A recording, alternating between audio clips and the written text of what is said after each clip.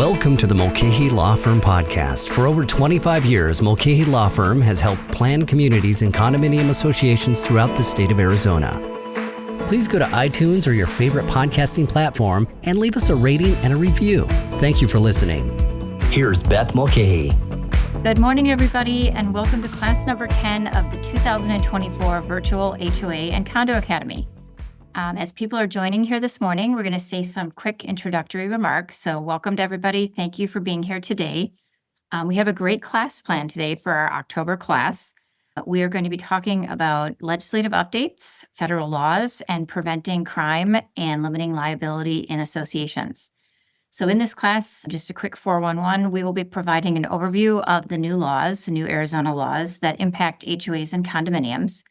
We're going to be discussing federal laws and how they pertain to community associations, including a deep dive into the Fair Housing Act, assistance animals, group homes, and more. And then lastly, we're going to be providing tips on how to prevent crime and limit liability in HOAs and condominiums. So don't miss this informative class that we're going to be having today. We're going to get starting right now. Good morning and welcome to class number 10 of our firm's 2024 Virtual HOA Condo Academy. We teach these classes in partnership with the cities of Avondale, Chandler, Glendale, Goodyear, Mesa, Peoria, Phoenix, Scottsdale, Surprise, and Tempe. And we're very thankful for this partnership. We've had a great run on these classes. We've been teaching them since March of the pandemic in 2020.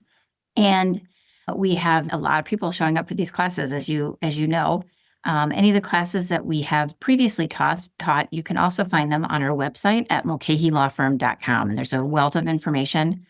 And I'm really proud to let you know that we have over 100,000 views on our videos as of right now. Make sure you check those out if you're looking for a topic that we maybe aren't covering today. Okay, just some quick introductions. My name is Beth Mulcahy, and I am the managing partner and the senior attorney for the Mulcahy Law Firm in Phoenix, Arizona. I've enjoyed working with and representing HOAs and condominiums for almost 28 years. My firm's anniversary is coming up here on November 1st, and I started my firm back November 1st, 1996. Our firm currently represents over 1,000 planned communities and condominium associations throughout the state of Arizona. I also currently serve on my HOA board, and I have for many years. In today's class, we will provide an overview of the new laws impacting HOAs and condominiums. We're going to talk about federal laws pertaining to associations, and we're also going to provide tips on how to prevent crime and limit liability in HOAs and condominiums. As always, we're going to have a question and answer time at the end of this class. And so if you want to ask questions, what you can do is put your questions in the Q&A box on Zoom or the comment section on Facebook Live. And all questions are going to be answered at the end of the session, so likely right at noon. Quick friendly reminder, please limit your questions to one per attendee because we have a lot of different people attending here today. Looks like we've got 115 right now and more joining as we speak. We want to have enough time for all the questions, so we ask you to limit it to one question per attendee. Okay, we launched a poll at the beginning of the session today, and the first question on the poll, thank you so much everybody for participating, is in which city do you reside? So we have just a really great showing today. Every city is represented, it looks like. And so we have 3% from Avondale, 8% from Chandler, 1% from Glendale, 5% from Goodyear, 26% from Mesa, 5% from Peoria, 17% from Phoenix, 20% from Scottsdale, 13% from Surprise, and 2% from Tempe. So, wow, great turnout from all the different cities that we work with. Our second question is, let us know your current role in the association. So 62% of you said that you're board members, 7% are community managers, and 28% are interested homeowners, with 3 in the other category. So really great representation of who's here today, which cities are represented, and then also a strong showing of board members, homeowners, and managers too. So great to have everybody here today. Okay, let's get started out quickly and talk about the Corporate Transparency Act, which is kind of the new law that is federal law that everybody's really talking about in our industry right now. And so as you may be aware, the federal government, United States Congress passed a law called the Corporate Transparency Act, and it applies to 99% of HOAs that are nonprofit corporations. And basically what you have to do is you have to file information about your board of directors and the person who has substantial authority over your association. And you have to do that with the federal government. And there's a special form that you have to fill out. And then you have to download information about each of the board members, like their name, their address, and like a copy of their driver's license or their passport. This law has created a lot of controversy because it was passed by our legislature to counter terrorism efforts and money laundering.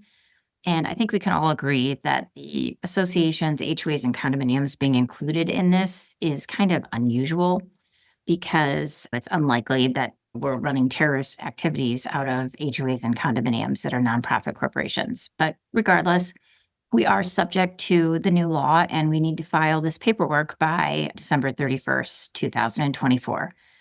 There are multiple efforts, litigation, and legislation underway to exempt community associations from having to comply with the Corporate Transparency Act.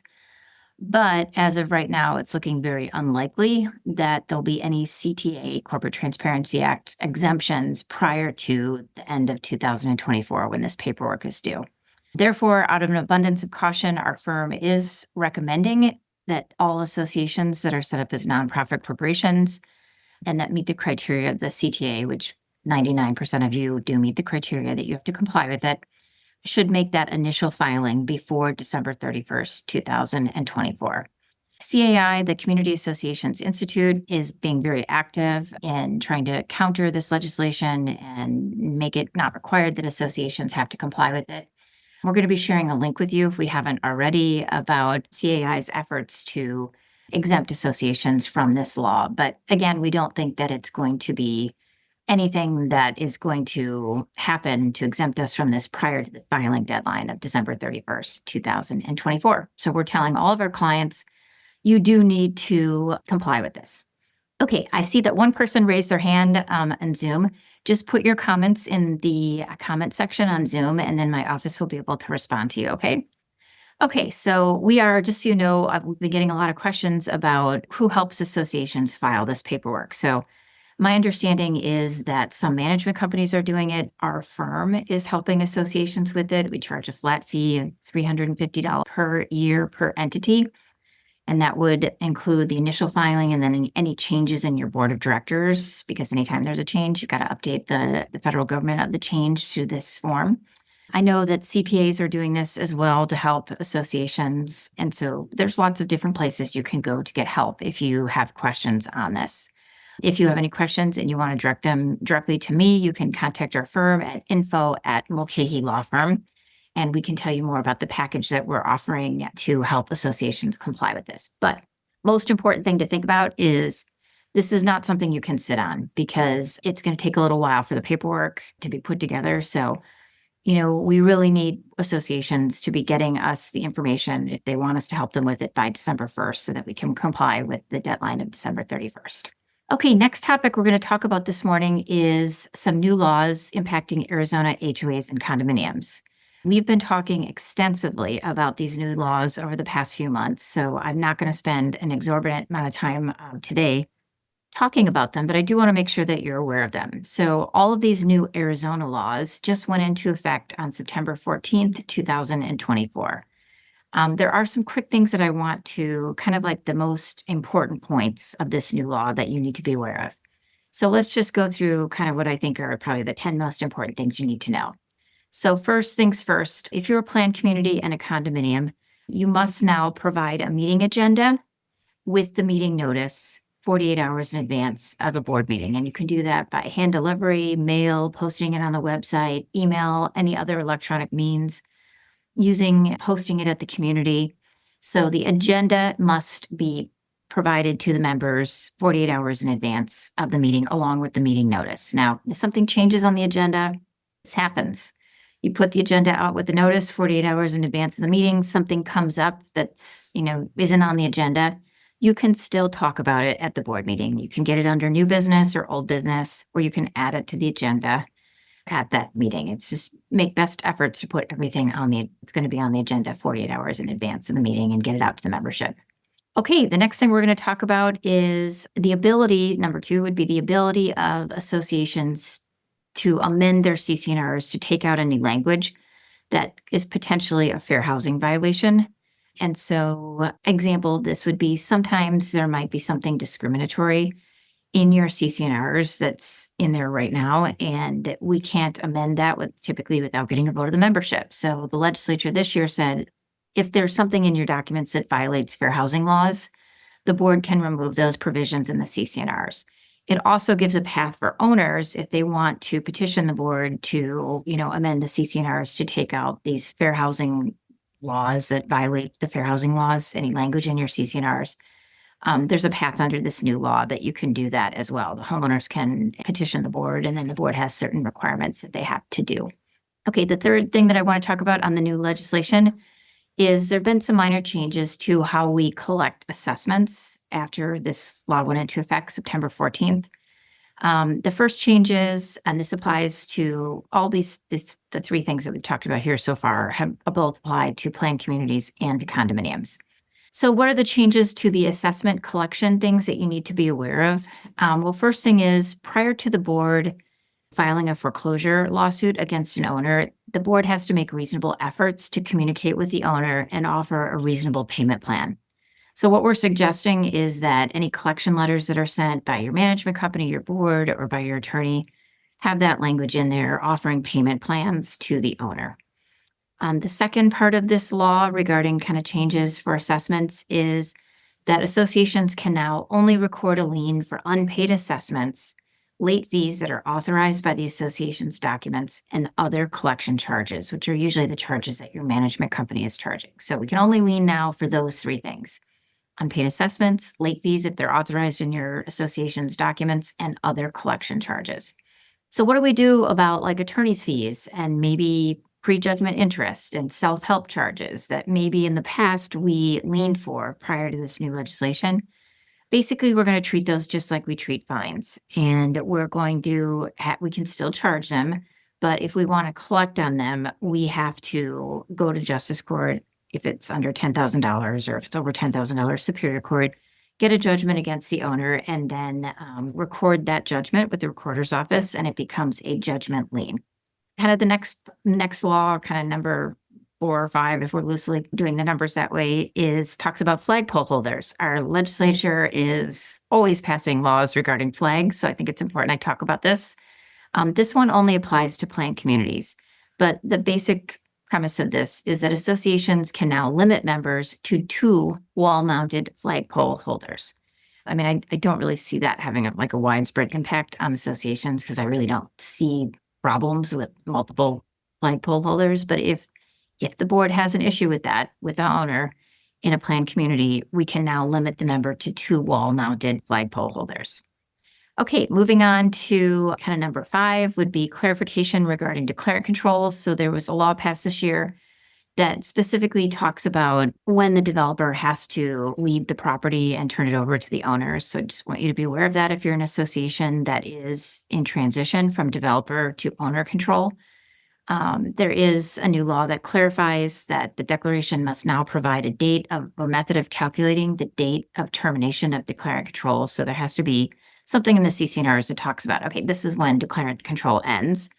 And then the second part of this is that the association is required to not impede the declarant's ability to develop, construct, and sell its lots. If they're trying, let's say, we have to have something in the CCNRs that calculates the date of declarant control. And one other part of that I think is important that I mention is that the declarant control terminates not later than the date on which the second to the last lot in the planned community is conveyed to the buyer. So that part is going to potentially trump whatever is in your CCNRs. Then after the declarant control is over, they put some protections in there so that associations, if the declarant maybe still owns a lot or 2, that they still will have some rights as the declarant to, we can't take away their ability to develop, construct, and sell lots. And we also can't take away their ability to use the common areas. So declarant control is kind of like the 5th part of the laws this year. It further defines when declarant control shifts to owner control. Okay, let's talk about condominiums. This one applies only to condominiums, number 6, and it talks about improvements that are made by a condominium owner that may disturb another resident. So the prime example I can think of this is if somebody puts hardwood floors in the second floor condominium and the owner below, obviously that could negatively impact them. So interestingly, what this law says is that if an owner wants to make an improvement or alteration that might disturb its neighbors, the association cannot prohibit it as long as the owner purchases, installs, and pays for anything reasonable to eliminate or minimize the disturbance. So association boards we're recommending should state in writing what requirements are needed to eliminate or minimize the disturbance when approving these improvements or alterations. And so I know our firm has kind of like a form that we've been giving to condominiums that are worrying about owners putting in hardwood floors. And the form kind of outlines what some noise minimization tactics or materials that can be used to minimize any hardwood floor noise from unit that's on the second floor to the unit below them. If you want a copy of that, you always can reach out to me at info@Mulcahy Law Firm, and we'll give that to you at no charge. Okay, the kind of like the 7th new law that I think I would like you to be aware of, and there's probably 2 more here, is that the state government, their state legislature, is now kind of getting involved in 2 areas that were traditionally areas that cities, towns, and municipalities were regulating. The first area is casitas, ADUs, and guest houses. And basically, the state legislature has made it easier for people to have casitas, ADUs, and guest houses, okay? However, it's important to note that associations can still enforce restrictions in their CC&Rs or in their governing documents regarding casitas, ADUs, and guest houses, despite these new Arizona statutory regulations. So if an owner comes to you and says, hey, I want to put in a guest house, and your CC&Rs say no guest houses, you can enforce that no guest houses provision in your CC&Rs despite the new legislation. Okay, the last law we're going to talk about is chicken coops and chickens. Again, this was typically regulated by cities, towns, municipalities, and the county.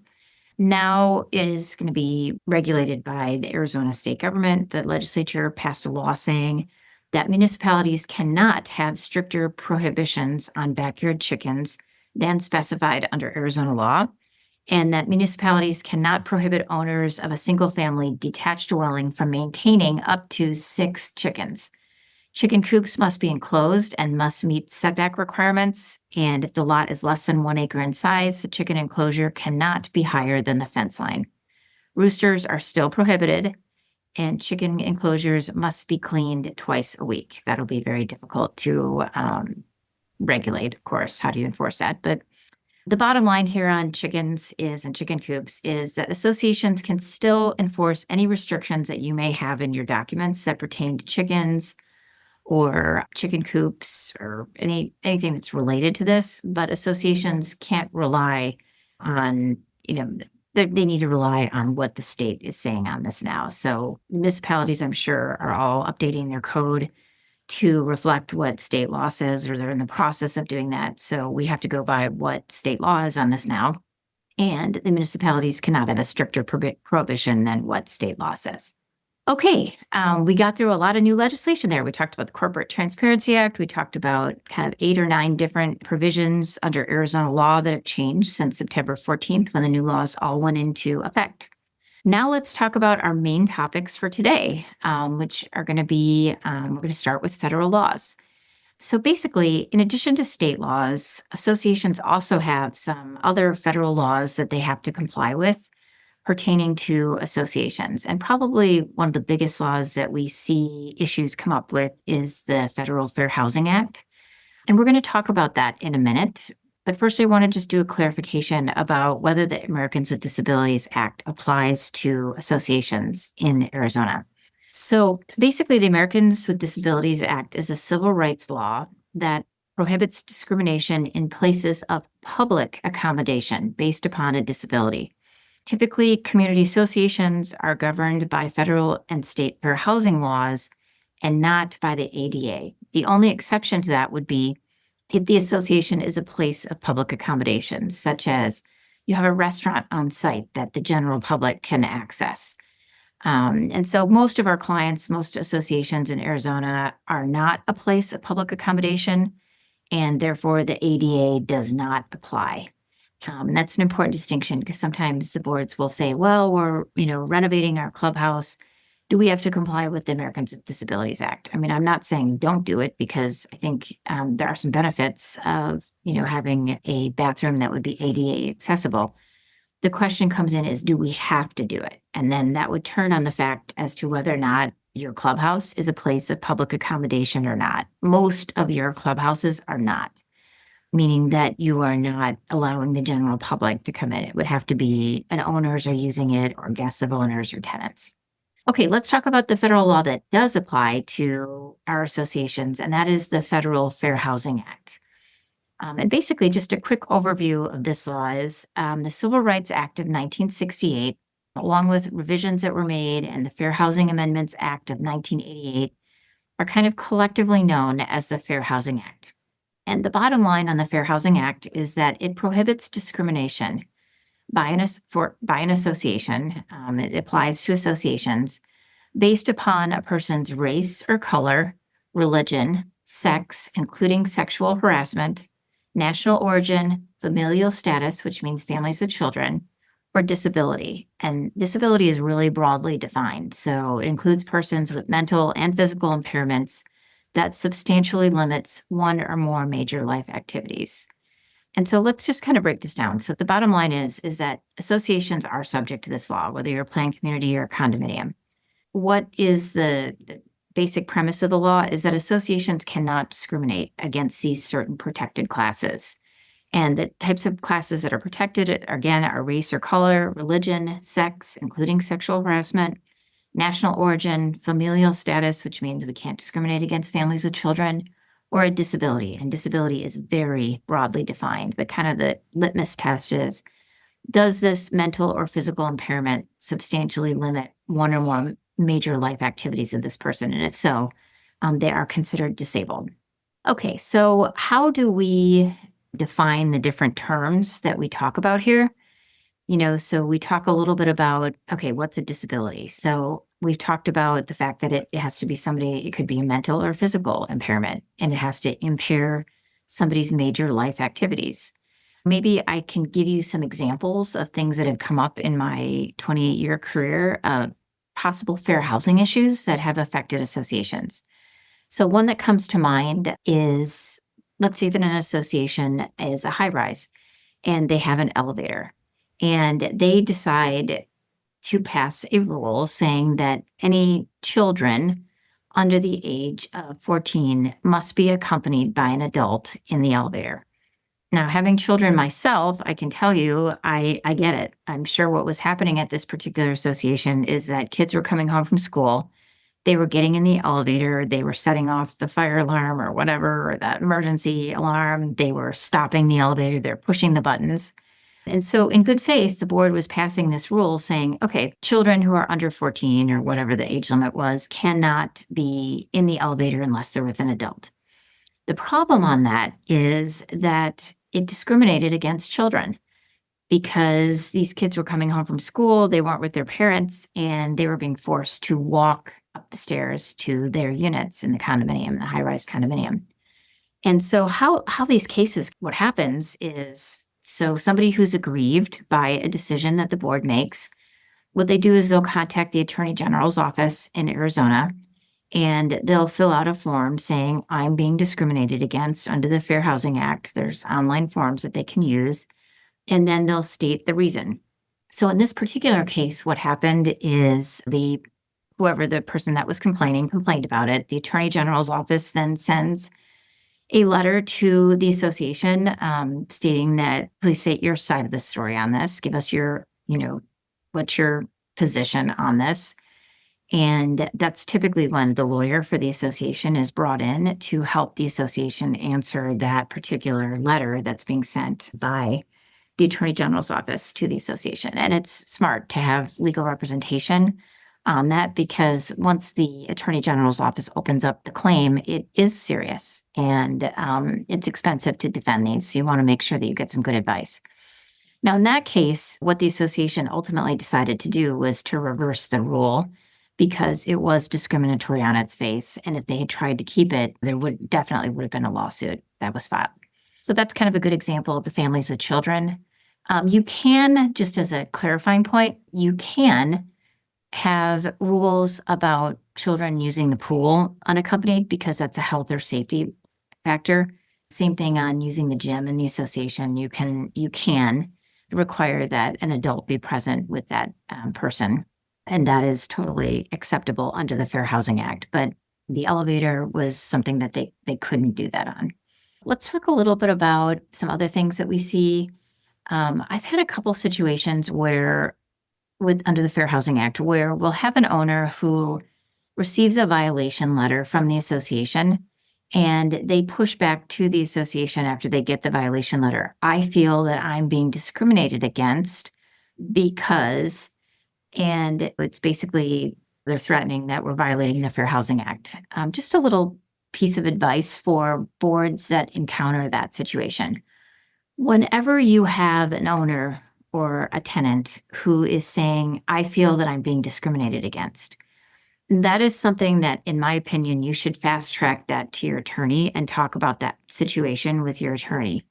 I'm to be perfectly honest with you, like 90% of the time when somebody claims to the association they feel they're being discriminated against, we'll take a look at it and ultimately we'll say, well, we sent you a violation regarding your trash cans being out or your yard not being maintained.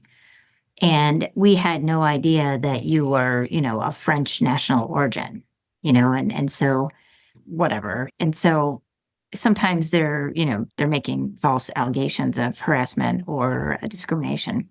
And so what the best advice I can give you is when this occurs, when someone in your association is claiming they're being discriminated against, you should talk about it with your attorney, number one, and you should strategize. Is this a valid claim? Is this not a valid claim? And then respond back. You don't want to leave something like that to fester. We want to have a well-reasoned response back to the owner and just state the facts. If we're not discriminating against them, which, like I said, it's very rare that I would ever see something like that. We just state that, hey, we treat everybody the same. We notice the trash can being out and here's a picture of it. And we sent violation letters to everybody who had trash cans out that day, etc. A couple of things. So those are two examples of discrimination against families with children and then maybe one of national origin. Let's talk a little bit about accommodations and modifications that an owner might be requesting because they're disabled. As I said previously, disability is kind of hard sometimes to see. So occasionally you'll get a request from an owner like for something pertaining to your association. And let's say that a good example would be like a pet, emotional support pet is the perfect example. So some condominiums and some townhomes sometimes will have a restriction in their documents that says you can't have a certain pet, or you can only have one pet and they want two, or you can only have a pet that's 20 pounds and they want a pet that's 80 pounds. And so the common time that we see this come up is, let's say that person wants to have a pet that's not approved by your association's documents. And so they will come to you as the board and they will make a request for a reasonable accommodation. And that is typically an alteration or a variance to whatever the association's documents say. So maybe the documents say no pets, or maybe the documents say you can have a small pet that's 20 pounds or less. But the owner comes to the association and says, we're asking for an accommodation. So can you give us a variance to your documents to provide me as a disabled person with equal use and enjoyment of my home? And so what they're asking for is a reasonable accommodation. So we typically see this with, like I said, condominiums and townhomes more. So even if the community association has a no pet policy or has a weight limitation on pets and they want a pet that's heavier than the weight limitation, an occupant, and it could be a tenant or it could be an owner, or it could be a guest of an owner, they may be permitted to keep an animal as a reasonable accommodation under the Fair Housing Act. But in order to be able to qualify for an assistance animal and get that reasonable accommodation, which means like a variance, three factors must be met. So number one, the person must have a disability. And like I said earlier, that's really broadly defined. The second thing is the assistance animal must serve a function related to the person's disability. And then number three, the request to have the assistance animal must be reasonable. And disabled residents, it can be easier to tell if you have like a sight dog or a dog for somebody who is hearing impaired. Disabled residents can request an accommodation for most type of animals for non-emotional support. To comply with the Fair Housing Act, the association can require the resident to provide a few things. So related to the disability, we can ask them to provide proof of the claimed disability from a physician, unless the disability is obvious, like they have a white cane that's like obviously that they're blind, apparent or already known to the association. So something that we can ask for as the association is we can ask for proof of the claimed disability from the physician. And we can require a physician's statement that the animal is necessary to meet the resident's disability. And we can require the resident to follow policies for the cleanup of animal waste, leash requirements, et cetera, noise requirements in the association. And so if somebody's asking for an emotional support pet, or if they actually have a disability and they need a pet to support that disability, we can still make an exception and grant variance. However, there's a process that's usually followed. So we usually ask for more information. We ask for the proof of the claimed disability in the form of a letter from their physician. We ask the physician to, link together why it's necessary for the resident's disability to have the support animal. And then we can make the resident comply with the requirements to, pick up after your dog, make sure the dog's not barking and creating a nuisance in the association, et cetera. There is a great article that was put out by CAI, the Community Associations Institute, on recognizing and understanding service and assistance animals and community associations. And we're going to be sharing that with you shortly on Zoom and Facebook Live. That's just a great little resource if you want to do more research on this. And there's different kinds of animals, too, that you need to be aware of. There's service animals that are specifically trained to work or perform tasks for individuals with disabilities. Therapy animals that provide psychological or physiological benefit to individuals or groups in a clinical environment. And then emotional support animals, which provide comfort for people with disabilities. Okay, another example of a reasonable accommodation, so would be like a variance to the association's rules, is when we talk about group homes. So this is often something that clients are really surprised to hear about when they'll contact me and they'll say, we just found out that there's a group home in our neighborhood, and we think this violates the business prohibition in our CC&Rs. And so group homes actually are an exception under the Fair Housing Act. And the Fair Housing Act amendments of 1988 expanded protections for individuals with all types of disabilities, thus banning the prohibition of group homes. So a group home is considered a group of unrelated disabled individuals living together in a dwelling in a community association. If you find out that there's a group home in your neighborhood and they haven't already told you about it, here's some things that you can do. You can request documentation from the group home operator or the owner that verifies the existence of the disability related that would cause the need for the variance or the reasonable accommodation. So even though the thing that clients sometimes find hard to understand is, hey, this is a business. They're making money out of this home. And our CC&Rs say no businesses can be run out of the home. Well, this is a special carved out exception under federal law. So group homes are allowable under federal law. We can't do anything about it, even though our CC&Rs may say you can't be running a business out of your home.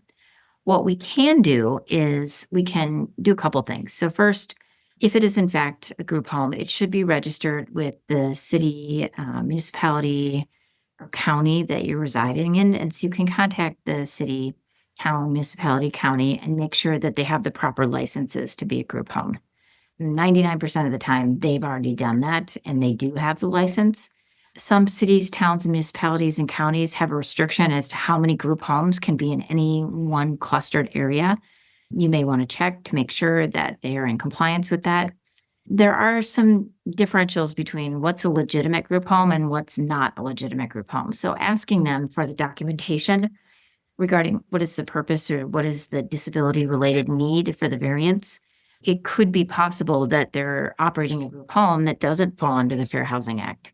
The most common ones that we see are group home for the elderly, group home for the disabled, maybe that can't live on their own, group homes for recovering alcoholics, group homes for people that may have cognitive or mental disabilities. Those are all the types of group homes that would be covered under the Fair Housing Act, and we'd have to allow them.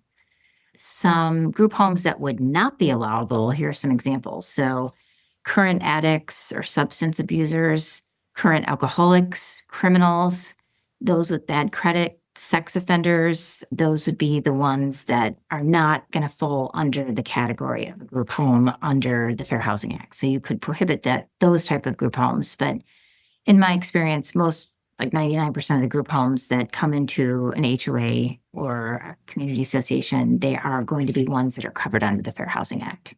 Again, the association can make this group home comply with everything else that any other owner would be required to. So they have to abide by all the parking restrictions. They have to maintain the buildings. They have to maintain the landscaping. They can't make architectural changes without getting approval. Lots of times they try to architecturally alter the garage to make more rooms for the group home. And that may be something that's not allowed under your documents. They also can't have excess noise or be creating nuisances. It's basically just needs to be treated just like any other home in the association. Now, kind of one thing I want to mention about group homes is oftentimes clients will contact me and be really upset about a group home moving into their neighborhood because they think it's going to affect their property values or it's going to create all these extra problems with parking and noise. In my experience, 28 years of doing this, I do not think that I've ever had a group home that has been a problem in the neighborhood, even with parking. And so I just want to mention that that has not been our experience. They've generally been good neighbors. They pay on time. Occasionally there's a parking snafu, but usually it's worked out pretty quickly. The trash cans are in and out at the right time. So if this is happening to your community, I understand you don't necessarily want that because it's not the use that you thought was going to be, your neighbor per se. But they end up being really great neighbors is what my experience has been. And you honestly can't tell that there's anything different with that house. That's been my experience working with so many different associations over many years.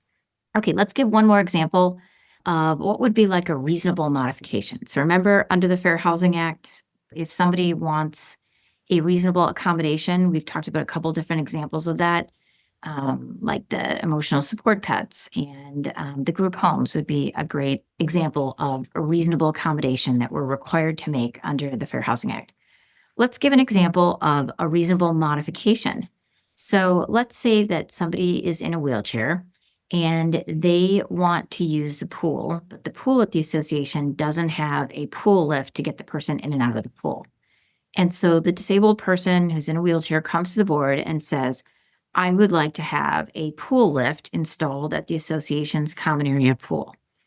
Okay, so how does that work? So basically, if an owner is requesting a modification like this, the modification should be paid by the disabled resident unless the association gratuitously agrees to pay for it themselves. So it's not like the association has to, shell out 10 grand for a new wheelchair lift at the pool. And that is exactly how much that costs, by the way. I just had that at my board meeting last month where we had a request to put it in there. So it's about 10 grand to put one of those in. So just some important things to remember. If the owner is asking for a modification to the common areas, we typically will have to allow it. When you approve it, make sure that you talk about maintenance and what will happen if that owner moves out. Like, how will that maintenance be shifted, or will they remove it from the pool? All of these things need to be pre-thought out, because if they move and that lift's there, then maybe we are going to be required to maintain it or replace it if it breaks. So we want to plan that out in advance. Again, the owner is required to pay the cost for that. And this kind of same analysis will go for like mailboxes at the association. If somebody wants a cut curb, the association would be required to allow that so the person could wheel up to the mailboxes. Now, in my experience, a small expense like that, the board's just going to do it and pay for it, but they're not required to.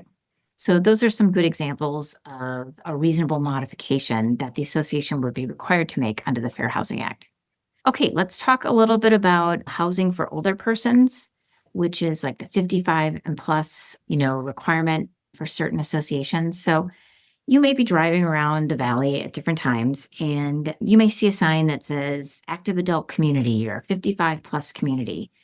And how does that work under the Fair Housing Act? So there is an exception or an exemption under the Fair Housing Act that talks about it allows an association or communities to restrict people who occupy homes or lots or units, if it's a condo, based upon age. So there's a carve out. Remember, we said initially when we were talking about the Fair Housing Act, like, okay, we can't discriminate against families with children.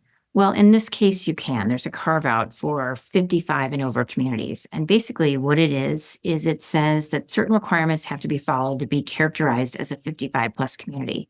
The 55 plus community must maintain at least 80% of the occupied units with at least one person who is 55 years of age or older living in that unit. So they don't have to be the owner, but they just have to be occupying the unit. One person occupying the unit has to be age 55 or over. They can live with somebody who is 48, but one person in each unit, in 80% of the units in the association, would need to be 55 or over to have us be called a 55 and over community.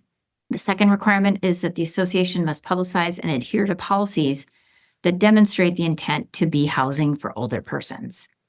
And third, the association must comply with the rules for verification of occupancy every 2 years. So what we recommend to associations is have a census every 2 years, or be really vigilant about who's living in the units or the lots, and update it each time there's a change in ownership, or there's a change in occupancy, or a change maybe in the renter that's residing there. So associations that are 55 and over communities, they have some special requirements so that they can keep that 55 and over status. And definitely one of them is you got to have good record keeping so that if you're audited by, or there's a lawsuit on this, that you can show very clearly that 80% of your lots or units have one occupant in there that's 55 or over. Okay, one thing I just want to mention real quick is kind of a newer thing about potential liability for associations if there's harassment in your association. And so maybe an example of this would be, let's say you've got two neighbors who are fighting, and one of the neighbors maybe is a protected class. Like, let's say one of the neighbors is a protected class under the Fair Housing Act. So let's say maybe you have a family that is from a different national origin, or maybe it's an African-American family that's living in one unit and, they feel they're being discriminated against by the other unit. And so normally in an association, what we'll say is, well, that's really an owner to owner issue. We're not going to get involved in that. However, a recent trend in case law for associations, and also fair housing laws are amended from time to time. Recent amendments indicate that, hey, the association has potential liability if they're aware of harassment between, of an owner and the association, or an occupant or a resident or tenant, based upon that person's race, color, religion, national origin, sex, familial status, even if it's families with children, or disability if they're disabled. And so we have to really keep our radar out about this. Normally we would say homeowner to homeowner dispute, hey, we're not getting involved. That's Hatfields versus McCoy's. But if there's an element of a fair housing violation, we may need to take a look at it. And so if that occurs, I really recommend that you reach out to your legal team, your law firm that you work with, or our firm, and talk with us about it. And we can strategize as to how and if we should get involved in the matter.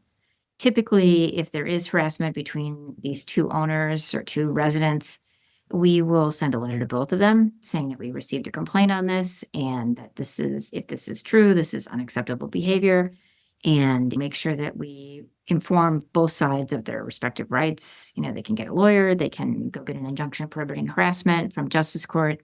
Basically, we're just papering our file to make sure that we've done something. and you want to talk that through with your attorney. It could get to the point where we have to do more than that if it continues. But in my experience, usually that kind of puts an end to it, and it's no longer an issue in the association anymore once we send that communication. Occasionally, I have seen it escalate, and we do potentially have to file a lawsuit on something like this, but that would be very rare. Like maybe one time in 28 years have I seen us having to do that. Okay, so that pretty much covers everything that I wanted to discuss regarding the Fair Housing Act. Just some quick reminders before we move on to our next subject. Be careful when owners are saying, I'm being discriminated against, or residents, tenants. That is something where the association antenna should go up and the board's antenna should go up. And you need to be talking about that with your legal counsel to determine what, if anything, we should be doing to make sure that we're protecting the association and that we're not treating somebody differently under the Fair Housing Act, because these cases can be very expensive. If the Attorney General gets involved and they send us a complaint regarding this, it's probably going to be somewhere between $5,000, $10,000, $15,000 in legal fees to defend that, even if it's frivolous. So we want to nip things like that in the bud right away and make sure that we're getting advice and addressing it in the most proactive way possible. The second thing that I would advise you on is when you get these requests to make changes to the common areas or requests to make a change to somebody's lot, you want to make sure you're talking to your attorney too, because let's say that somebody has a stroke and they want to put a ramp at the front door of their home to get into it when they come home from the rehabilitation center.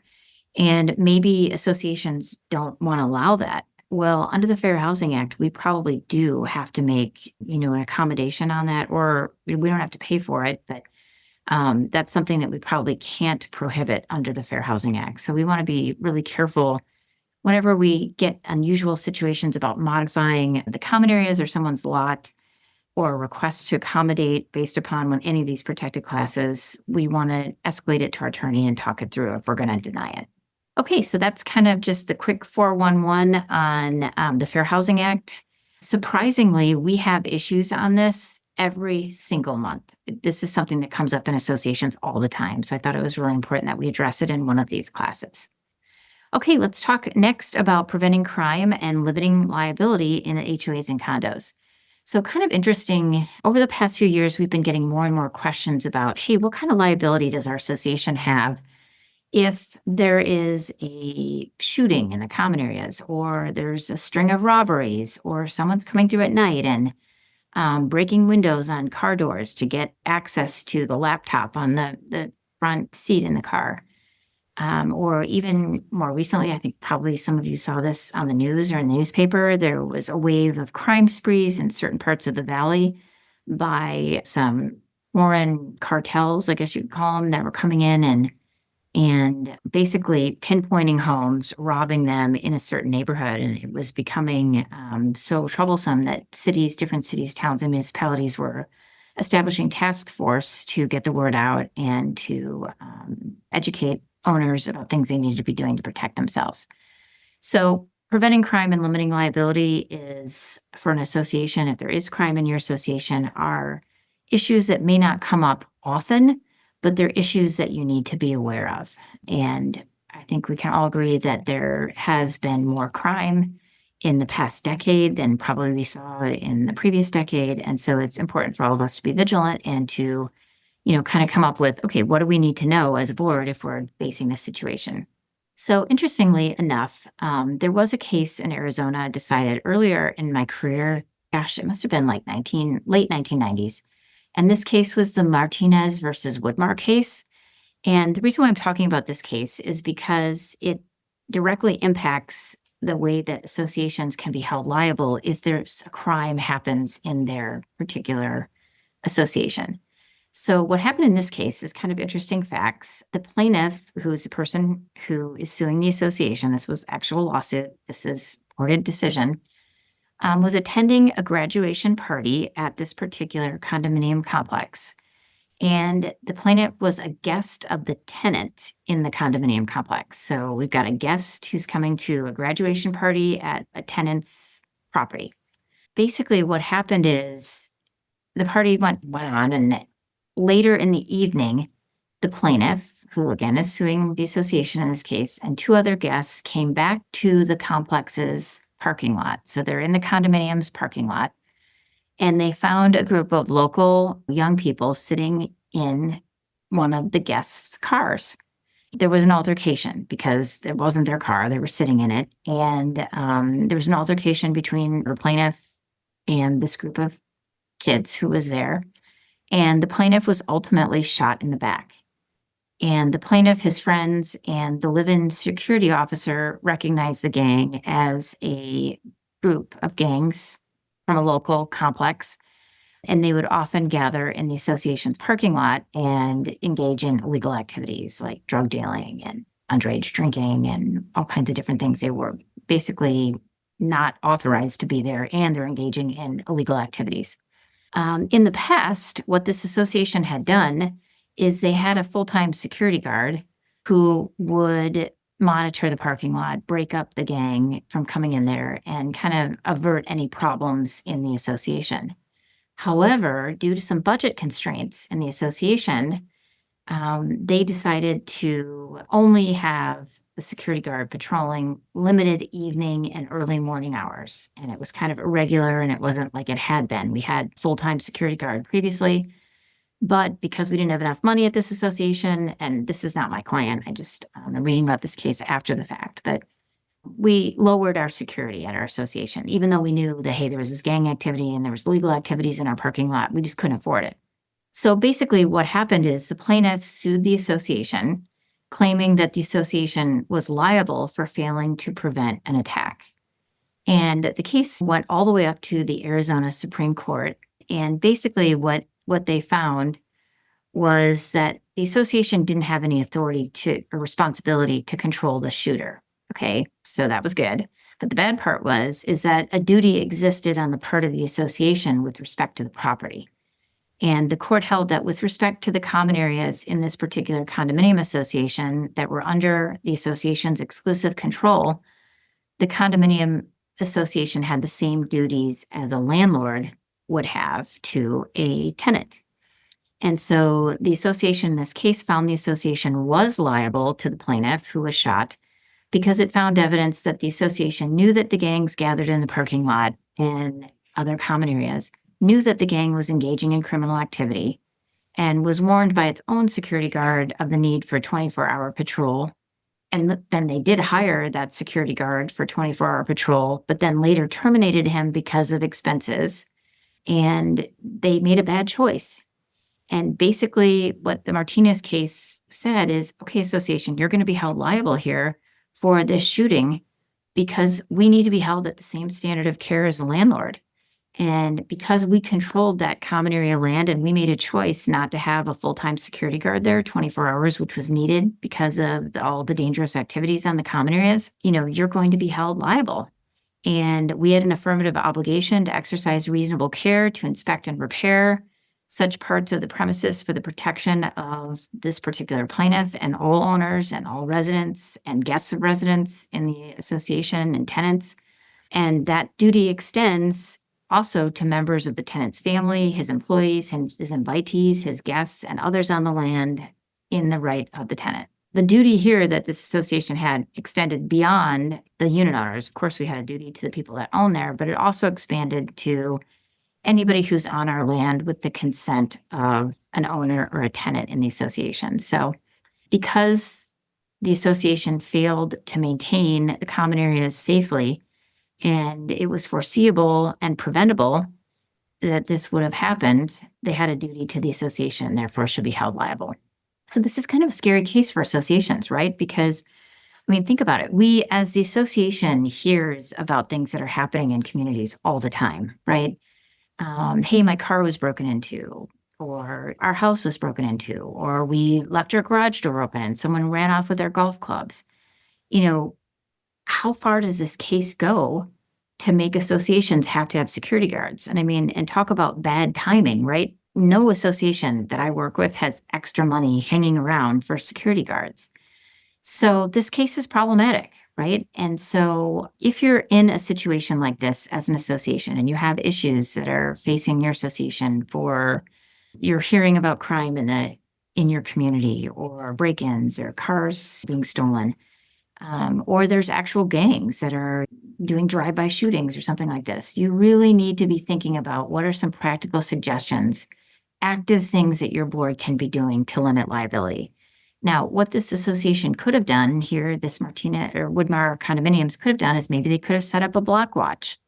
There's a lot of different things that they could have done to limit their liability. And we have a really great cheat sheet that we're going to be sharing with you now that goes through all kinds of suggestions that we have to help your association limit liability. We have on-site suggestions like putting in a guard gate or electronic gates. No, that's expensive, but that's something that could be done. You could have a security patrol that's created for your association, or a block watch. You could have cameras installed.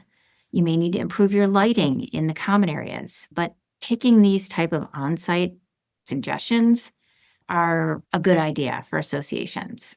We also have information about programs and information that your association can use to help you if you're in a situation where you have potentially dangerous activities happening in your common areas, or crime happening in your common areas.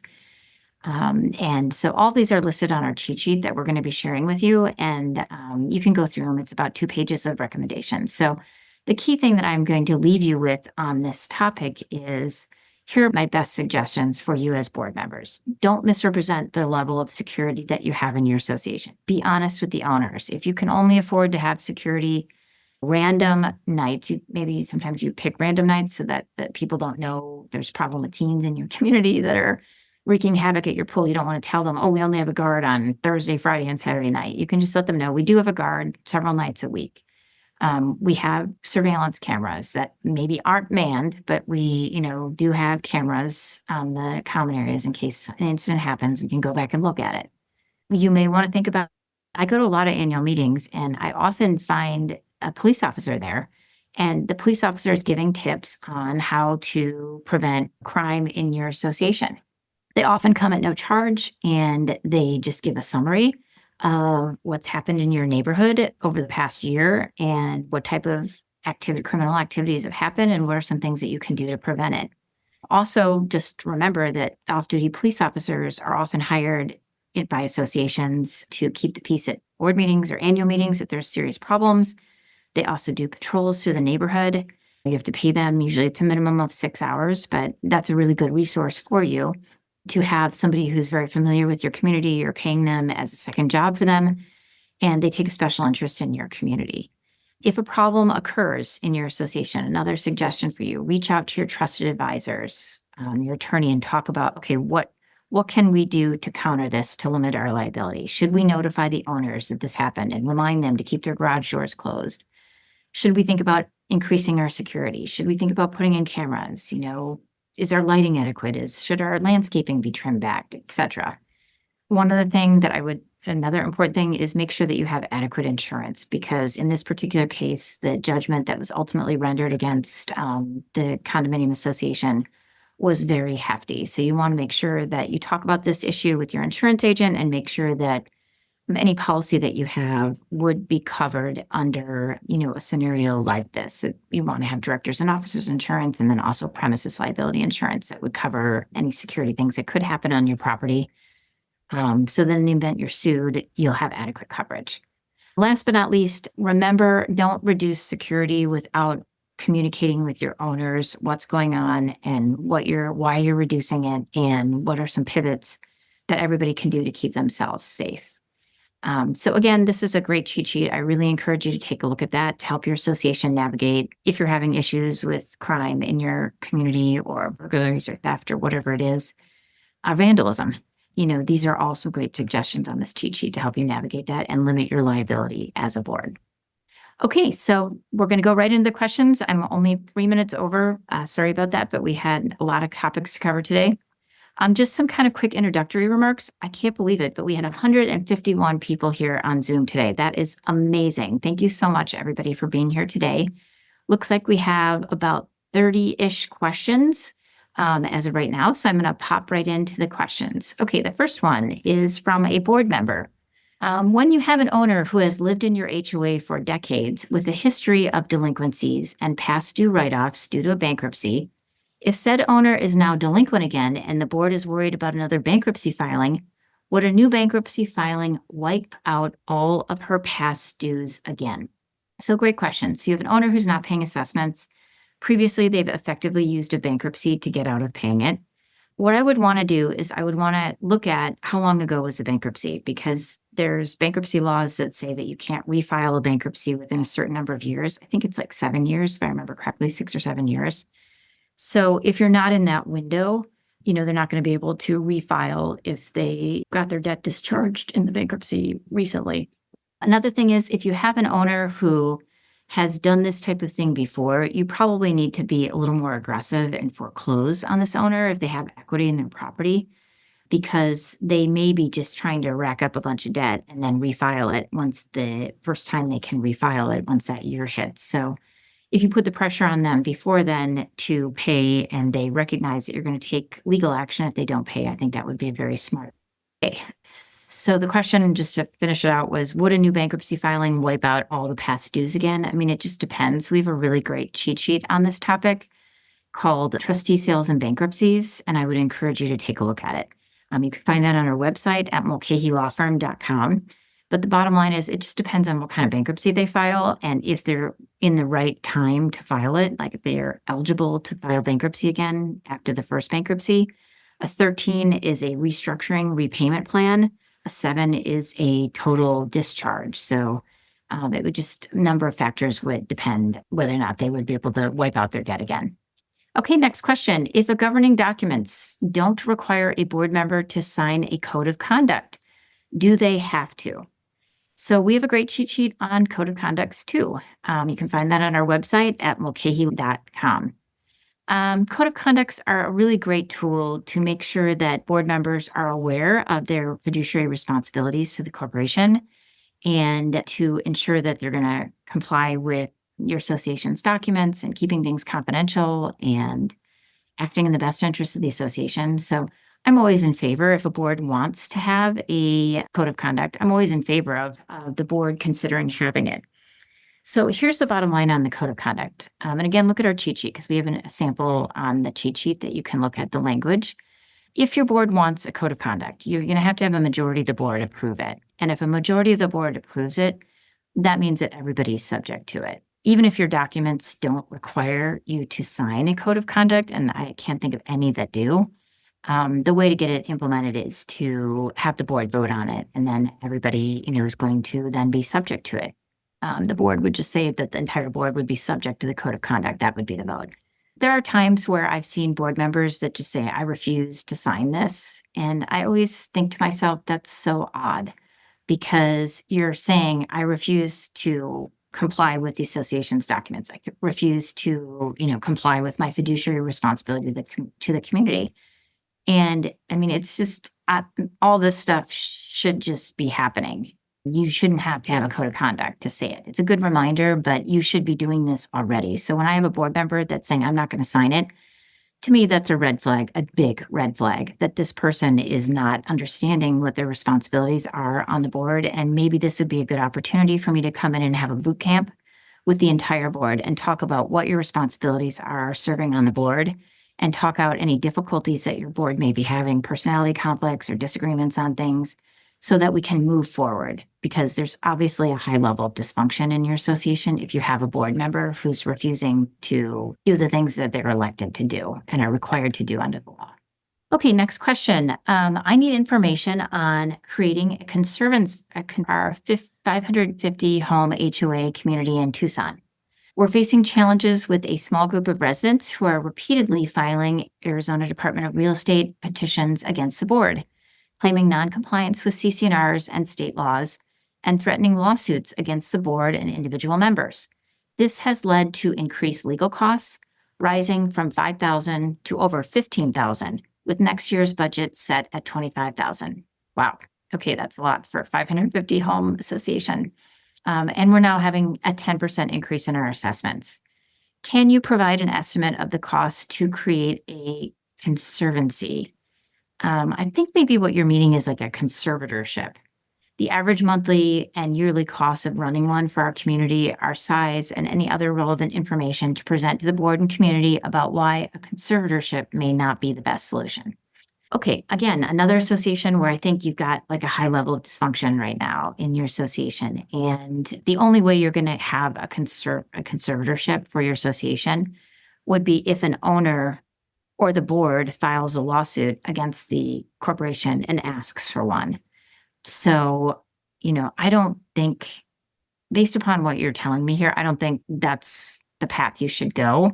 Usually, you have a conservator come in and manage the affairs of the association when the board is unable to do it. So you don't have a board, or the board is so dysfunctional that they can't get anything done, and it's like a problem. Like they can't even agree to pay a bill, or that all the services in the community are being shut off because there's so many problems in the association. Those are the type of situations that I've seen a conservatorship implemented with a conservator to run your association. And typically those do cost somewhere between $50,000, $75,000, $100,000 a year. And that's in addition to all your other expenses. So it's typically the court will just appoint somebody, they'll set the pay rate, and then they'll levy a special assessment that needs to be collected by all the homeowners. So I don't really think that's what you should be doing here. I think what you really need to do is you need a boot camp. I'm sorry I said that on the last one too, but I mean, I've been doing this for so many years that I know that you've got dysfunction right now. If you've got a lot of Arizona Department of Real Estate petitions pending against the board, and your board is struggling and has this much money in legal fees, something's not right here. This is not working. And so I know my office just shared in the chat some information on the boot camp, but I come in, I analyze the situation, I talk with the board, I listen to the homeowners, and we try to find common ground to move forward, because that's going to be a lot less expensive. That's going to be like $2,500 in legal fees versus, your current $25,000, which is astronomical based upon how small your association is. So I would really encourage you to get help. Things are dysfunctional, and having an independent person come in and talk with the board, talk with the homeowners, and find common ground, find where there are problems, and explain to the board what laws they may need to comply with that they may not know about, and listen and learn, and then create a plan to move forward so that things can be improved in your community. Okay, next question, number 4. Does ARS 18.7 Section 2B apply to the planned community that is currently updating the CC&Rs? So you're looking at, okay, so my office is amazing. They put that actual statute right in the question for me here so I can read it. So this section talks about declaration amendments, and it says the amendment receives the affirmative vote or written consent of all the owners of the lots or property to which the amendment applies. Okay, so that's a really good question. So you're saying our planned community is updating our CC&Rs, and do we have to get all owners' consent to update our CC&Rs? So we have a great cheat sheet on amending CC&Rs that you can find on our website at mulcahylawfirm.com. It goes through what the 5-step plan is for amending CC&Rs. In this case, what I'm going to say is I think maybe you're taking a statute that has very limited applicability and you're trying to give it widespread applicability. So, what the statute says is, okay, if we're going to make a CC&R amendment saying that maybe in the past, all wrought iron fencing on the properties that had wrought iron fencing, like sometimes you'll have a community that has like it's a golf property where there's a golf course adjacent to the community, and sometimes some of the properties will have wrought iron. The example that would fit with this particular statute is, okay, the board, not all properties have wrought iron fencing, but some do. And so we pass a law, we pass a restriction in the CC&R saying the owners must now maintain the wrought iron fencing. The association will no longer maintain it. The owners that have wrought iron fencing should maintain it. Well, what this law says is, okay, if we're, singling out a certain category of owners and this amendment only applies to them, we need to get their unanimous approval to change that in the CC&Rs. And that makes sense. But that is not widespread. That doesn't mean that you need 100% approval to amend your CC&Rs on any issue. That's just issues that only apply to certain owners. Kind of an interesting thing that goes along with this question is that there was a case decided several years ago now. the Callaway case that talks about we can only do amendments in condominiums and planned communities if the amendments are foreseeable and reasonable. I mean, that's kind of a very vast interpretation of that law. So as you're thinking about amending your CC&Rs, make sure that you're reaching out to our law firm or your legal counsel to talk about, okay, is this something that we're going to be able to do this amendment under the Callaway case, under this 33-1807 2B? Strategize with your attorney or our firm, and we can give you advice on how to best navigate that case and also the statute so that you can have amendments that are sent to your owners for approval and they will be legally approved. But we do kind of have to look at what you're planning to do and look at the law and see whether it's something that we'll be able to do without unanimous approval in your community. Okay, next question, number 5. Our management company sent our proposed 2025 budget to the former treasurer for review. The former treasurer and president reviewed the budget with board members one at a time and have not included the current treasurer at this point. Is this legal? So I think it's fine to have the former treasurer look at the budget. Oftentimes, maybe the new treasurer needs help or they're just willing to take a glance at it and give their opinion. I think that's totally fine. It sounds like less than a quorum of the board met with board members one at a time to talk about the budget. And that's also legal under the law. I don't know if you're saying they haven't included the current treasurer. That could kind of cut both ways. So are you saying that they're intentionally not including the current treasurer? I would think it's not illegal. It's just unusual because the current treasurer really needs to be involved in this because they're the ones going to be held accountable for if we can't meet our expenses.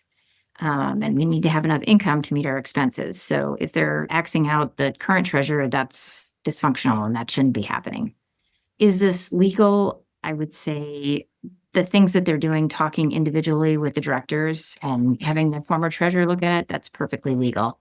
But you really should be making sure that the current treasurer is involved as well. Okay, and then remember on the budget, you should be voting on the budget. And when a quorum of the board is present, voting on it to approve it. And if you're talking about the budget outside of a meeting, that's in an open meeting, you should be doing that. If you're talking about the budget outside of a meeting, it needs to be less than a quorum discussing it. Okay, next question, number 6. As an owner, non-resident who hounds our GM with, my HOA has an owner or a non-resident who hounds our GM with records requests and is driving up our legal fees. Is the legislature going to do something, or are we stuck with dealing with residents who make it so our GM can't do his job? I'm sorry to hear that this is happening in your association. Owners do have a right to transparency, and they do have a right to review the books and records of the association with few exceptions. So if you're in a situation where you have a resident who's basically harassing your general manager, you really need to escalate this to our firm or your attorney because we deal with this situation, unfortunately, all the time. And so if I were in this situation, I was the attorney, I would get in contact with the owner that's making all these records requests, and I would ask them what's going on. What is the problem? Why are you asking for all these records? There's always an underlying problem when somebody's making a lot of records requests. And so let's get to the bottom of the problem. And if there's something in particular, once they explain the problem to me, I can usually say, well, if you're looking for the answer to that, I can get you the document. It's just one sheet and this is what it is. And usually once I get involved, the records requests stop because we get to the bottom of the issue and we get them the document that they want. Very occasionally, you'll have somebody who's very high maintenance and they just continue to make records requests. Just maybe there's mental illness involved. I don't know. I mean, I also have had that situation, and basically, we have to comply with the law, so we do need to respond to them, but we try to do it in a way that is not going to make it easy for that person to continue to make the records request. So we charge them the 15 cents per page. We wait 10 business days to get them the records, all of which is legal to do. Okay, next question. We're hiring our first property manager. He says he is responsible by law for providing new residents with our bylaws, CC&Rs, and rules and regulations. Is that correct? So short answer on that is yes. I don't know how large your association is, but if you have 50 or over, units or lots in your association, there is a law called the disclosure law, which anytime there's a new buyer, there's different categories of information that have to be provided to the buyer, and the association's documents are something that has to be provided. We have a great cheat sheet on this topic called disclosure fees versus transfer fees. I would highly recommend that you take a look at that. You can find that on our website at mulcahylawfirm.com. Okay, next question. Corporate Transparency Act. Can the report be submitted for the entire board, or must individual members file independently? So it can be, in my understanding is we're just starting to do it for many of our clients, and non-clients are also hiring us to do it for them, is that it can be submitted on one form. And we're just starting to do it too. And that's been our experience. Okay, next question. Does a small HOA of 12 homes have to comply with the CTA? So generally speaking, yes. We have on the front page of our website, on our homepage, we have a really great summary of does the Corporate Transparency Act apply to us or not. So go to mulcahy.com and check that out for a deep dive on whether or not it applies. It probably does apply, though. I'm just going to tell you, if you're a nonprofit corporation, it probably will apply to you. But go ahead and check out the frequently asked questions and the full summary on our webpage. Question number 10. One of our board members has told me that he refuses to provide his personal information to satisfy the CTA requirements. He is not a U.S. citizen. Do our condo documents, or does our condo community need to protect itself from possible fines? If so, what is required? Okay, so they are required to comply. All board members are required to comply with the CTA. If this particular board member doesn't want to comply, it is a problem.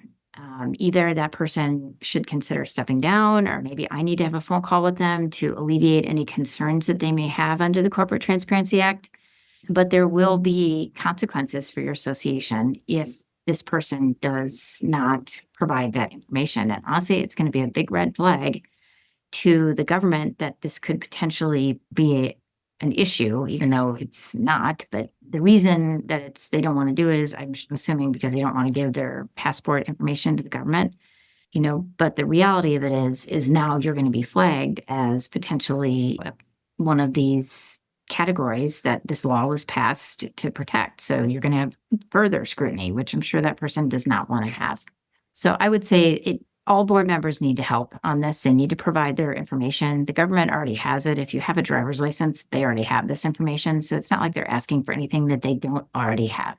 Okay, next question. What happens if we don't allow the information to be shared with the government as a board member? Okay, great question. There are penalties under the law. You can just Google penalties under failure to comply with the Corporate Transparency Act. There are very steep financial penalties for the corporation. And so we are encouraging everybody to comply. You can also look at our handout on mulcahylawfirm.com on the homepage of our website. We have all the information about the penalties, etc. Okay, next question, number 12. Is there any manner in which our property management company can overrule the direction of the board treasurer? I recommended putting some idle funds into simple CDs with the local bank, and the management company derailed my suggestion with their own recommendation after I'd already had it approved from 6 out of the 7 directors. Okay, well, this is kind of upsetting for me to hear that the management company is refusing to comply with the request of the board, because 6 out of 7 directors requested that the CD be used at this bank. Oftentimes we'll see management companies that have a relationship with the bank, and they get a lot of special perks because all of the money of the associations is with this particular bank. You have to go back and look at your management contract. Did you agree to that? If not, you're in charge of your own money, and you should be able to put it, wherever you want, as long as it's safe and getting competitive interest rates. So that might be a situation where you're thinking like, hey, is this management relationship working for our community? Because they're trying to strong arm us to do what is beneficial potentially to them and not what we want to do and is beneficial to our association. Okay, question number 13. Does a co-owner ballot require numbers for board of directors election during annual meeting? Let me see what this means. Does a co-owner ballot require numbers for the board of directors election during an annual meeting? That doesn't make sense to me. So does it require numbers? I wonder if you're saying, do we have to say on the ballot what the number is that we need to elect the person, or does it require, I don't know. I'm sorry, this is a perfect example of, I don't understand what your question is. So come back to First Fridays or another class that we're having, and maybe you can clarify for me or give me a call tomorrow at the office. And I'd be happy to answer that for no charge. Okay, next question, number 14. To save money on repairs, my community is considering leaving the entry gate open on weekdays from 10 to 5. Drivers piggyback in when the gates are closed, so I don't think this would be an increased safety risk, but it would leave the HOA open to legal action if a crime occurs when the gate is open. Do you agree? So yes, I would agree that if the board makes it, if the gates have been closed and now you suddenly decide to open the gates and then there's a flood of criminal activity, I do think there would be some liability for the board under the Martinez case that we talked about. I do see associations that leave the gates open, but usually it's not all day. Maybe it's just from like 7 to 9 or something in the morning, and then maybe from 4 to 6 in the afternoon. But I do think it does, create some liability for your association. Okay, question number 15. How do you handle board members who make judgments based on personal thinking, but not based on rules, the CC&Rs, and the bylaws? How do we handle them? Well, we let them know that, hey, you are elected and your fiduciary duty is to the corporation and you have to comply with the association's documents and state law. And if they continue to refuse to do that, I would document it in the minutes of the association. And I would have your attorney or my firm come in and talk to that board member. Okay, next question. Number 16, can a board member be on a committee as a homeowner and not as a board member, even though legally they are a board member? So I would say yes. Lots of times board members serve on a committee and it's, they're wearing a hat as a committee member or maybe as a homeowner going to the committee. And I think that's totally fine. Question number 17, when notifying owners of board and board committee meetings, do we need to provide the notice to all owners of the association? Does this notice need to be emailed to all owners? Okay, so so for all board meetings, so anytime a quorum of the board is meeting to discuss association business, we have to give 48 hours notice under the law to the owners. And that can be done and you got to include the agenda, like we talked about at the beginning of this class. So 48 hours in advance of the meeting, the board should send out the meeting notice and the agenda. It can be done a number of different ways. You can email it, you can put it on your website, you can put it on sandwich boards that are located on the associations to tell the owners about the meeting that would comply with the law.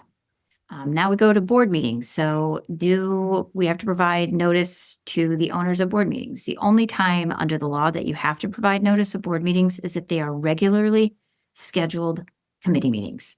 So if there is a regularly scheduled committee meeting, you treat it just like a board meeting. You got to give 48 hours in advance. And I would say best practices would be to also include the agenda. So what does regularly scheduled mean? We have our architectural committee meeting the first Friday of every month at 8 a.m.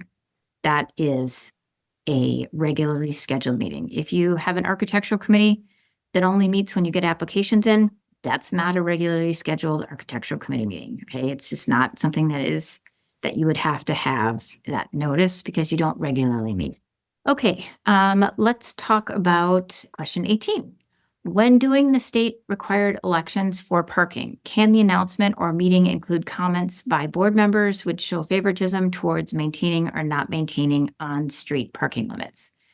So many of you may be aware of a law that was passed in the 2023 legislature that talked about associations that are planned communities that have streets that are dedicated to the public and the need to have a vote of your members to be able to retain enforcement of the public streets, the parking on the public streets.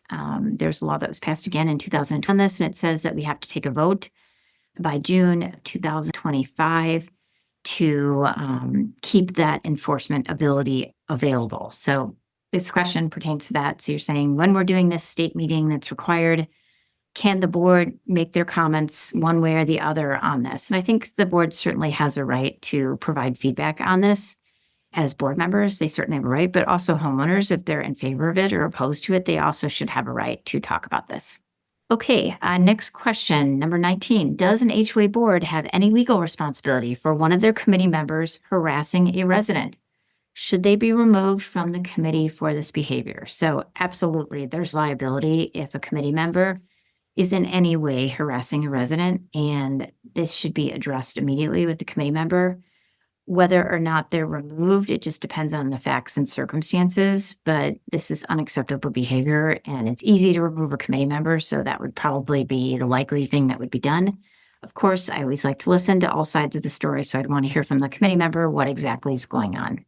Okay, question number 20. Is the HOA's board or management company still required to provide notice of an annual meeting and provide board agenda, budget, election of new officers? For the first time since 1996, we have not been provided the information, only a banner at the neighborhood entrance saying annual meeting Wednesday and an email stating Zoom annual meeting tomorrow. Do we have any recourse? So for annual meetings, we have a great cheat sheet on this too. So go to our website at mulcahylawfirm.com and you can take a look at our annual meetings cheat sheet. Here's what the board has to do to comply with the annual meeting requirements. So you need to check your bylaws. How far in advance of the meeting does the notice of the meeting need to be sent? That notice needs to be sent by US mail or by hand delivery to your residents by law.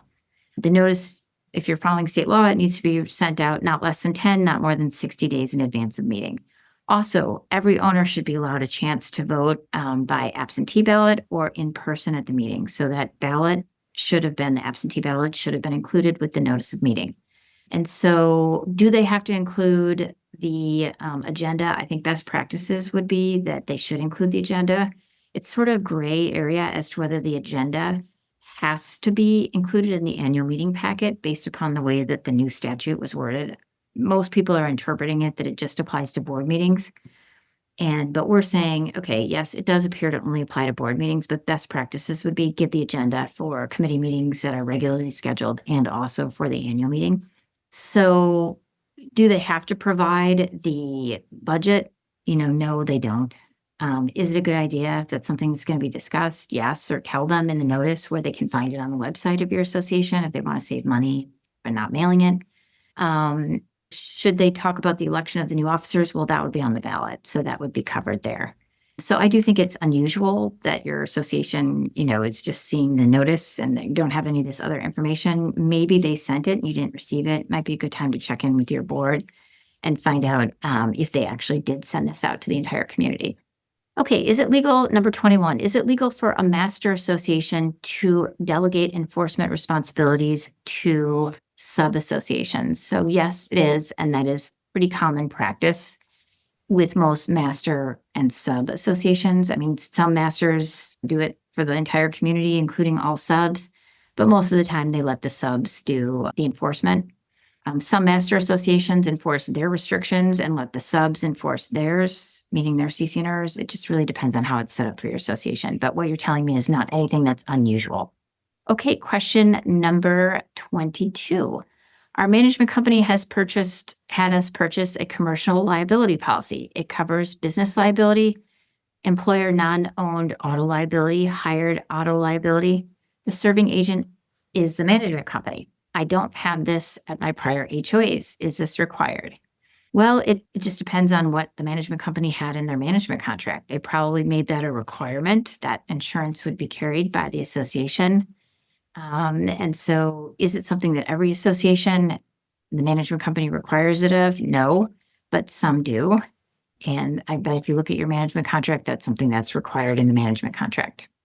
Okay, question 23. What obligations does a management company have in regards to complying with open meeting laws and obligating a community to long-term contracts or payment of expenses out of ordinary monthly obligations that they pay every month? Okay, so this is a compound question. So what obligations does the management company have to comply with the open meeting laws? They should be advising their clients, the associations, to always comply with the open meeting law. They should be helping their clients comply with it, making sure that all the notices are posted. That's their job. In terms of what about the management company obligating us to a long-term contract? They really should not be doing that. The board makes the decisions on long-term contracts. like payment of expenses, that's just really going to be something that you have to work out with the management company. Some association boards delegate payment of expenses and they give the management company a lot of authority and they delegate a lot of the responsibilities for signing checks, approving expenses to the management company. Other associations, may micromanage it more. Maybe they set a limit. Anything over $5,000 needs to have approval by the board or signed by the 2 board members or something like that. It really just depends. That's something you should talk about with your management company. Look at what the management agreement is that your association signed and move forward. Okay, question number 24. And I'm just going to do a quick check how many we have total. Looks like we have about 38 questions. So question number 24, under crime prevention, incorporating audio recording into video surveillance may be legal under one-party consent law. And the Citizens United decision enables corporate entities to claim to be that one party. But when an owner or resident objects to their conversation being recorded, what's the best way to stop the board or administration from deploying microphones?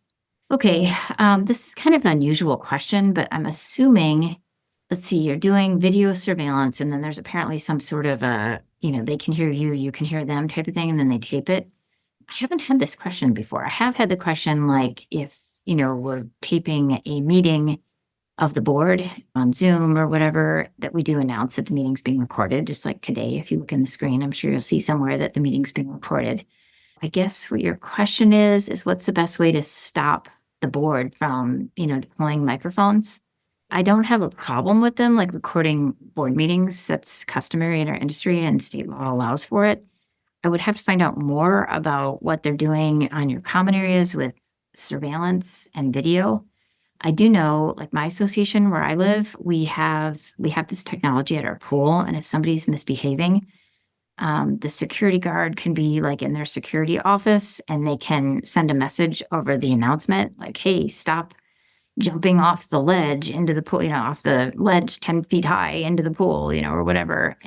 But I don't know if they're recording it. I bet the video is being recorded. I just don't know about the audio.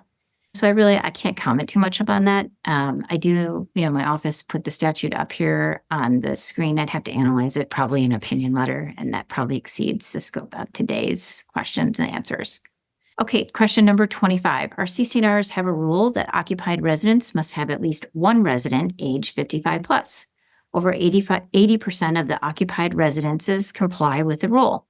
Recently, a resident died and left the home to her 45-year-old son, who wants to occupy the home without having someone age 55 living there. He believes that since we comply with the 80% rule, we cannot enforce our rule and prevent him from occupying the home. Is that correct? I'd have to see what the provision in your document says about 55 and over housing and can somebody who's 45 live there or not. What I can say from my experience is I need to look at your documents, and then I can analyze as to whether we can, from a legal perspective, we can prohibit that person from living there. I don't know if it's mandatory that 100% of your owners have to be 55 and have an occupant that's 55 or over in the unit or lot or not. So it's hard for me to comment on that. What I can say is that in most situations, when we have the spouse who's 55 passes away, we typically make an exception and let the family members stay there. Like, for example, husband and wife, the husband's 55, the wife's 35. We don't kick the wife out typically or tell her she has to sell. That's kind of what we save the 20% for. So in case we have a situation like that, we, push them into that category. That's typically what we do. Okay, but again, you have to look at what your CC&Rs say and go from there. And you definitely want to reach out to your legal counsel if you're the association, if you are going to force that person to leave, because you want to make sure you're on solid ground. Okay, question number 26. Fair Housing Act and a request for a modification to the common area sidewalk in a 55 plus community for a ramp cutout to allow easier access to and from the laundry room for a resident. That's the issue. To confirm, is this something that the HOA does not have to pay for and can require the owner or resident to pay for it if wanted? So if you're not a place of public accommodation and the Americans with Disabilities Act does not apply to you, then yes, this is something that the association can require the owner or whoever, the resident, to pay for.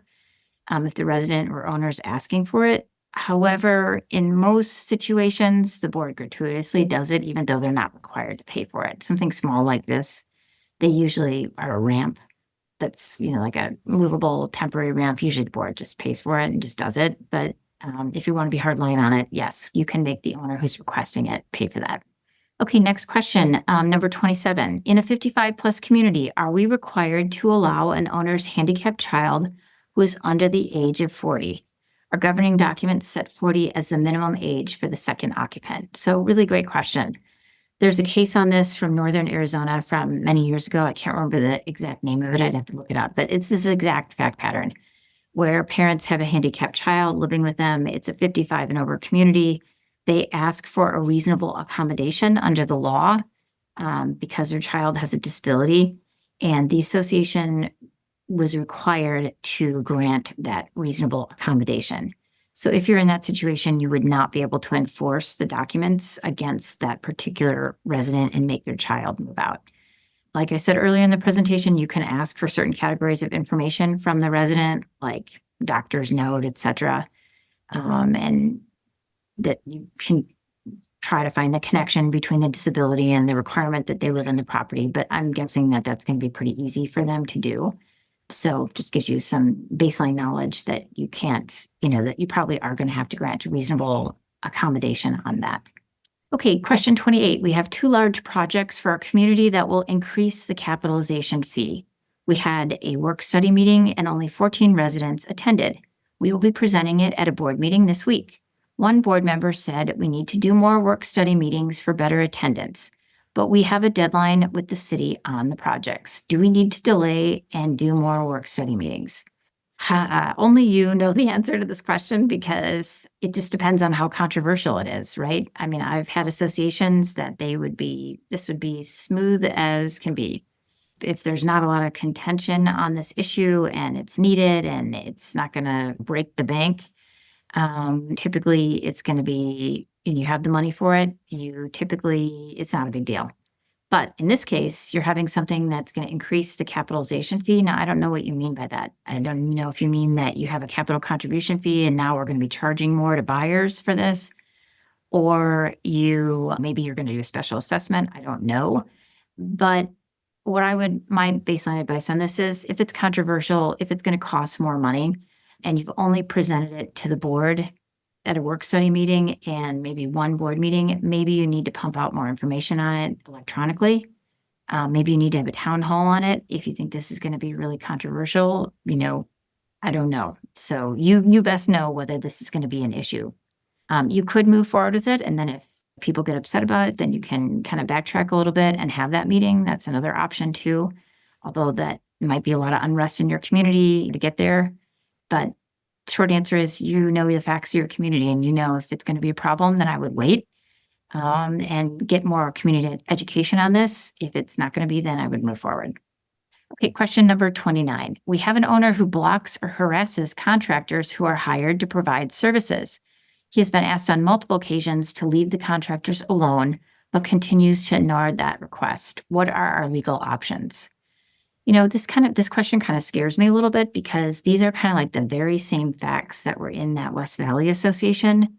Gosh, long time ago now, 20 years ago, where we had a resident who was doing something like this, wasn't allowing the landscaper to come on his property and ultimately left the community because he lost his home in a trustee sale and then came back and shot several board members and killed several board members. So this, to me, seems like a situation that you want to get your attorney involved in or have our firm help you with because this person is obviously intentionally doing it. It's happened multiple times, and there needs to be a cease and desist letter sent to this owner, and there needs to be an evaluation like, hey, is this person really dangerous?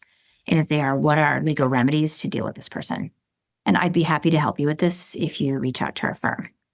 Okay, next question, number 30. My understanding was that the note indicating the existence of a disability only had to come from a caregiver, which can be broadly defined. That caregiver doesn't even need a physician or professional credentials. Is that correct? No, that is not correct.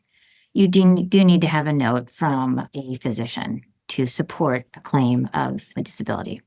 Okay, question 31. Didn't a new law go into effect, I think, July, that requires all group homes, even those with 5 or less occupants, to register with the county or the state? So yes, we're going to be sharing with you in the chat and then also on Facebook Live a link to a bill that was passed into law in 2023. And this law specifies that group homes and behavioral support group homes are exempt from complying with zoning standards for healthcare institutions, and that behavioral supported group homes and group homes operated in Arizona by a service provider and under the contract with the Department of Economic Security to be licensed through DHS.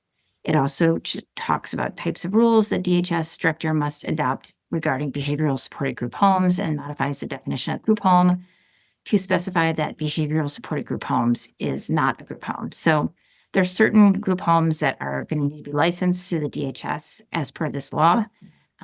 The other one, sometimes we see a group home, that doesn't fall under one of these categories. And I believe that the cities and municipalities still are regulating those. They have a permit that they have to get.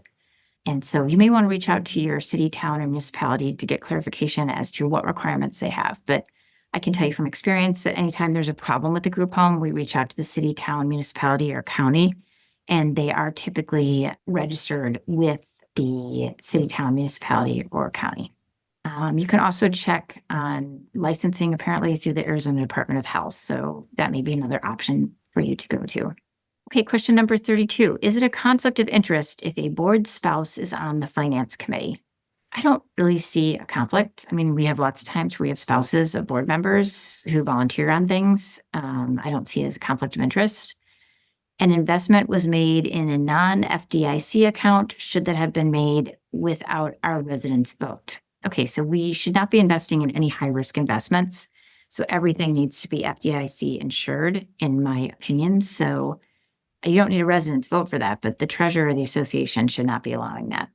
Okay, next question, number 33. A concerned homeowner raised operational questions to the head of security, who replied saying those were operational questions and should be raised to the homeowner's board member. Homeowners tend to think operational questions should go to the community manager or the appropriate department head if they run operations. If a homeowner asks a board member, it seems the board member would need to go to the appropriate employee to get answers anyways. It seems this HOA is saying homeowners are not allowed to ask operational questions directly to administration.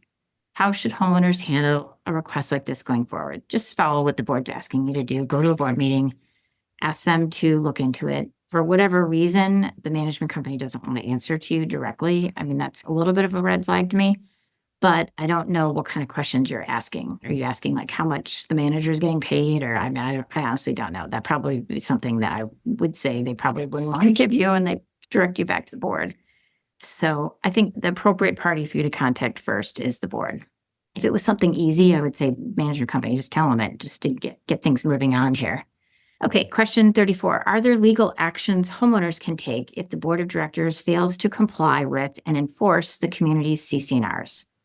Additionally, what recourse is available if the board is not adhering to the terms of the management company contract with the community? What steps can be taken in these situations? So, okay, what can homeowners do if the board isn't complying with the CC&Rs? I mean, there's lots of things you can do. You can come to a board meeting, express your concerns. You can write a letter to the board or an email to the board, express your concerns. You can hire a lawyer, have the lawyer write a letter.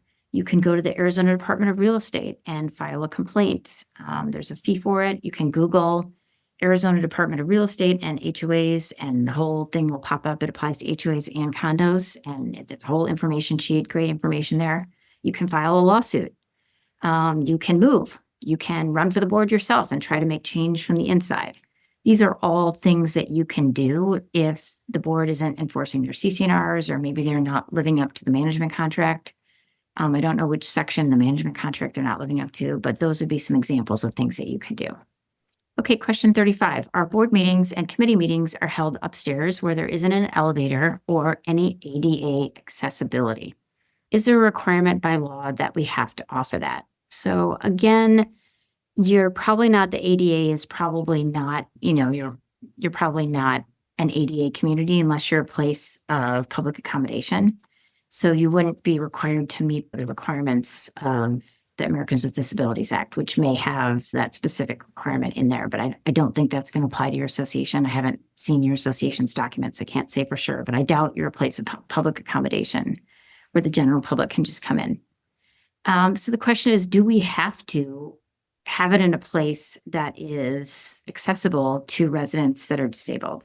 So I would say make every effort to do that. Try to find a location where everybody feels welcome to attend the meeting. If you're not able to do that because of the configuration of your association, then have it on Zoom so that person can appear on Zoom. Try to be inclusive of everybody in your community, okay?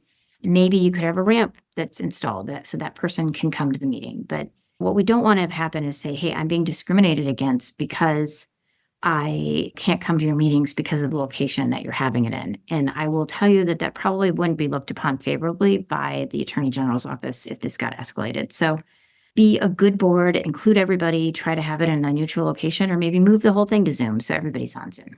Okay, the next question, 36. We only have 3 more questions. I have been an HOA president for more than 20 years. Attorneys have always told me we should not mount cameras, should not display signage about surveillance. They tell me it could create liability by creating a false sense of security that may not exist. And if we do not have enough cameras, if they are not always functional and they do not record for any reason, then we may be liable. What do you think?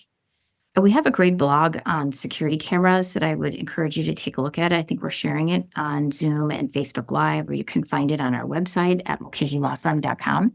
I guess I don't share your prior counsel's view on this. I think that cameras can be a beneficial things to associations. They provide, just in my association, we have cameras, and when there's theft and damage, there have been times where we can pinpoint it to an owner or resident, or we give the surveillance to the police. Not always are we able to determine who it is, but 1% of the time, we usually can figure out who it is, and that's helpful. Does it create a false sense of security? I don't think so, because our signs clearly state that there is not somebody there monitoring it 24 hours a day. I do not like fake cameras that are, that people see the camera and they think it's a camera, but it's actually just a dummy camera. I would not do that. Obviously, everybody has different opinions on cameras, and I'm sure there are pros and cons on everything, but I think the pros, in my opinion, outweigh the cons. Okay, number 37. Do condos built in Phoenix between 1962 and 1965 have individual main water shutoff valves for each owner? I do not know the answer to that, but what I would do if I were you is I would reach out to the city of Phoenix and ask them. They may have that information for you. Okay, last question for today. Can the board attend an HOA community potluck and answer questions from homeowners that come up while eating and having fun? So if a majority of the board is attending the potluck and a majority of the board is discussing association business, it really needs to be noticed as an open board meeting. If an HOA board member is at a potluck and it's less than a quorum, you don't have to notice it as a meeting. If you have a quorum of the board at a potluck and they're not together talking about association business, like at the front of the room, while people are dishing up their hot dish, they're in the front of the room doling out advice or whatever, talking about association business. If they're not doing that, if there's like a board member at one table and the quorum is all spread out, they're not talking, I don't think you need to make that a board meeting. Okay, here's some conclusions from today. We had just a really great turnout, so thank you everybody for being here today. We are really looking forward to joining us on our firm's 28th birthday. We're going to have a little birthday party on Friday, November 1st, where we are going to be having our firm's first Friday free call-in, which is virtual. And that's actually 28 years to the day I started my firm, which is kind of crazy. I'm actually going to tell the story of the day that I started my firm. It's pretty funny, actually. We'll save that for when we log on First Fridays. That's going to be our firm's live virtual First Friday event on Friday, November 1st at 9 a.m. If you're not familiar with live virtual First Fridays, this is a monthly event, live question and answer session, where we hop on and we answer your question for free. Every association can answer or can ask one question and we will answer it. And we just go through it rapid fire, just like we did the questions here today.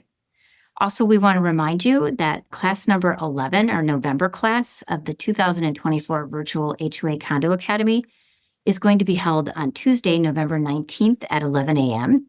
And the topic for that class is going to be solutions for rental properties and parking headaches. So we're going to talk about how to best handle rental properties, including a discussion on short-term rentals and how to best manage those, and parking issues. And as always, we're going to have a free question and answer session at the end of the class. Note, our November class will be our last Tuesday session of 2024.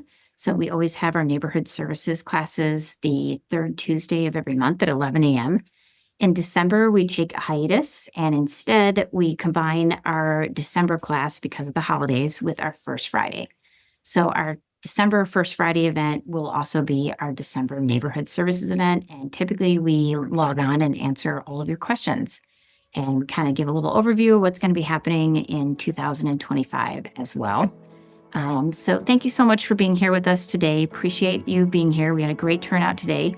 Look forward to seeing you on November 1st. If you have any questions, you're always welcome to reach out to our firm. Take care, everybody, and have a great rest of the week. Don't forget, our free cheat sheets are available for download at mulcahylawfirm.com. The intent of our Zoom, Facebook Live, First Friday free call-in, videos, and podcast is to provide a forum for board members and community managers to receive answers to HOA and condo legal questions. Please note, the content in these sessions are general in nature and is not intended to and should not be relied upon or construed as legal opinion or legal advice regarding any specific issue or factual circumstance. You should directly consult with an attorney for advice regarding your individual situation.